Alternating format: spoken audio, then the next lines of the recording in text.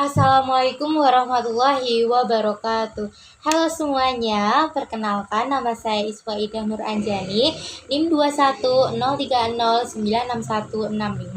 Saya adalah salah satu mahasiswi UIN Wali Songo Semarang, jurusan Pendidikan Guru Madrasah Ibtidaiyah. Nah, pada kesempatan kali ini saya akan memaparkan sebuah materi yang berjudul leadership atau kepemimpinan. Teman-teman perlu diketahui bersama bahwasanya setiap organisasi yang memerlukan kerjasama antar manusia satu dengan manusia yang lainnya itu memerlukan seorang pemimpin. Nah, konsepsi baru tentang kepemimpinan itu membawa konsekuensi yang baru juga yang harus diperankan oleh seorang pemimpin tersebut. Semula, pemimpin itu adalah orang yang membuat rencana, berpikir, dan mengambil tanggung jawab untuk kelompoknya serta memberikan arahan kepada anggota kelompoknya. Namun lama-kelamaan sekarang selain tugas yang telah saya sebutkan tadi, seorang pemimpin itu sekaligus sebagai pelatih dan koordinator bagi kelompoknya. Nah, sebenarnya kepemimpinan itu apa sih? Yuk coba disimak lebih lanjut lagi di slide berikutnya yuk. Oke, teman-teman silahkan bisa dilihat PPT yang sudah ditampilkan di layar. Kita akan membahas satu persatu mengenai tema kali ini yaitu kepemimpinan atau leadership. Mulai dari pengertiannya terlebih dahulu.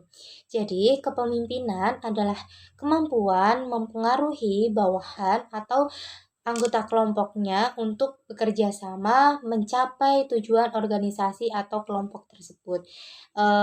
Di awal kita sudah belajar mengenai visi, misi, dan tujuan. Nah, kepemimpinan di sini diharapkan bisa mencapai tujuan yang sudah ditentukan di dalam organisasi tersebut.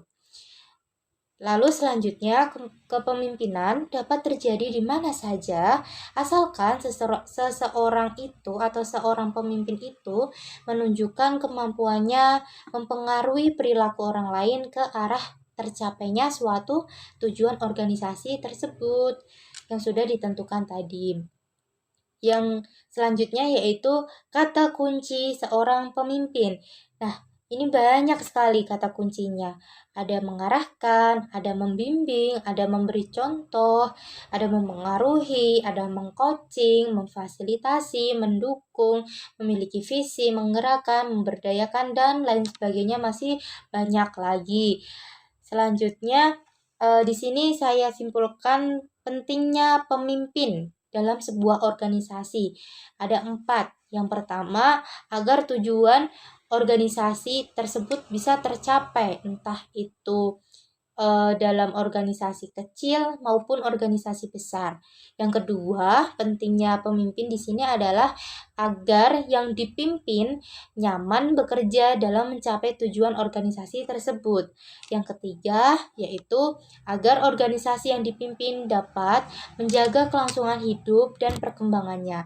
Dan yang terakhir, agar memiliki teamwork yang kompak, cerdas, dinamis, harmonis dalam menyelesaikan masalah dan menghadapi tantangan serta menggapai aspirasi yang berkembang.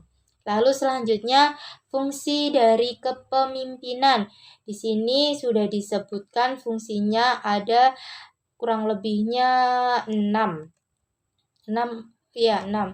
Yang pertama yaitu fungsi perencanaan. Nah, fungsi perencanaan di sini meliputi 2 hal. Yang pertama yaitu perencanaan tidak tertulis dan yang kedua yaitu perencanaan tertulis.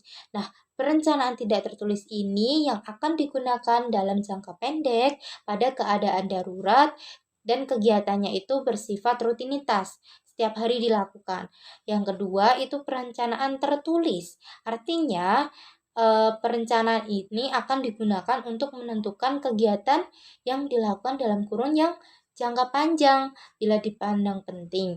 Biasanya dilengkapi dengan prosedur yang diperlukan seperti adanya SOP dalam bekerja, dan lain sebagainya. Yang kedua yaitu fungsi penetapan visi. Nah, artinya apa? Artinya seorang pemimpin itu senantiasa memiliki visi mempunyai pandangan ke depannya, yang berarti selalu waspada terhadap berbagai kemungkinan yang akan terjadi.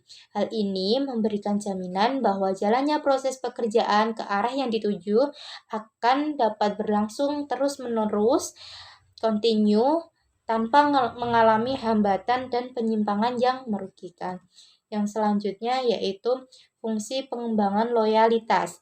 Nah, fungsi pengembangan loyalitas di sini tidak saja di antara pengikut, tetapi juga untuk para pemimpin di tingkat rendah, menengah dalam organisasi tersebut. Untuk mencapai fungsi ini, seorang pemimpin sendiri harus memberikan suri tauladan atau memberikan contoh yang baik dalam pemikiran, dalam perkataan, maupun dalam tingkah laku sehari-hari. Yang selanjutnya yaitu fungsi pengawasan. Nah, fungsi pengawasan merupakan fungsi pemimpin untuk senantiasa melihat pelaksanaan yang sudah direncanakan. Dengan adanya pengawasan ini, maka hambatan-hambatan dan dapat segera ditemukan. Solusinya akan segera cepat ditemukan untuk dipecahkan, sehingga semua kegiatan kembali berlangsung menurut acuan yang telah ditetapkan dalam rencana. Yang selanjutnya yaitu fungsi pengambilan keputusan. Pengambilan keputusan merupakan fungsi kepemimpinan yang tidak mudah dilakukan. Oleh sebab itu, banyak pemimpin yang menunda untuk melakukan pengambilan keputusan. Nah, metode pengambilan keputusan ini banyak sekali, di antaranya dapat dilakukan secara individu, kelompok, tim, panitia, dewan komisi, referendum, mengajukan usul tertulis, dan lain sebagainya, masih banyak lagi.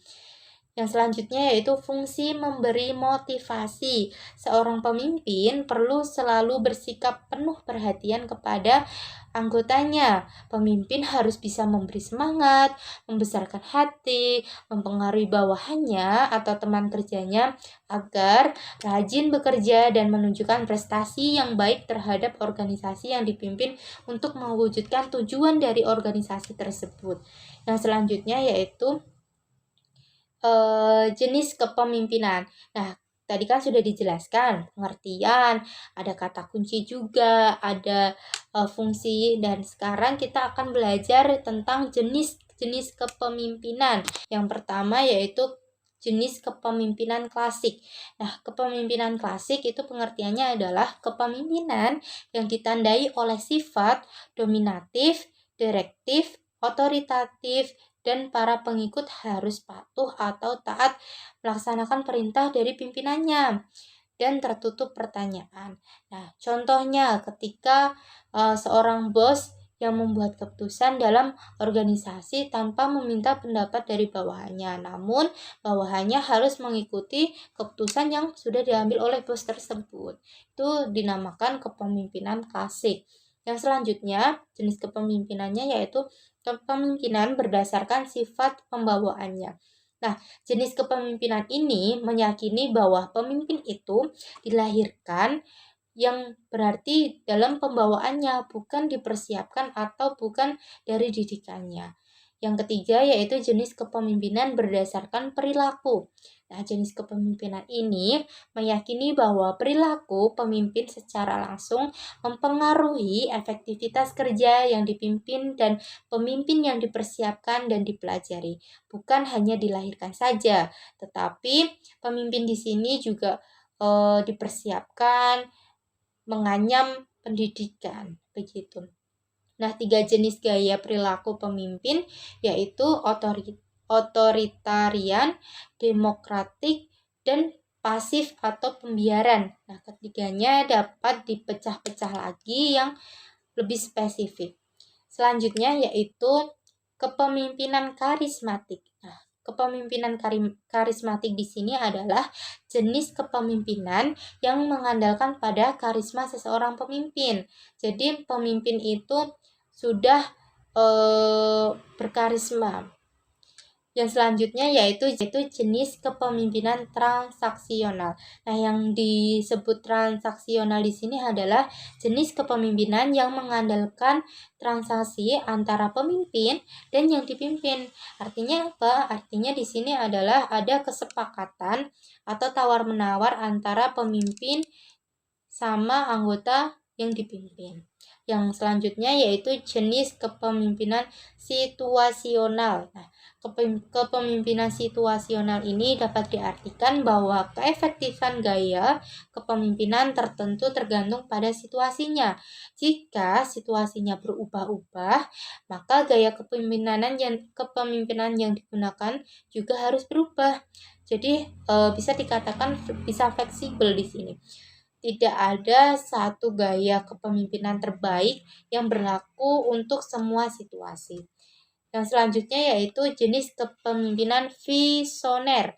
Nah, jenis kepemimpinan visioner ini adalah kepemimpinan yang mengandalkan visi pemimpin sebagai inspirasi untuk mengarahkan pengikutnya. Yang selanjutnya yaitu kepemimpinan organik.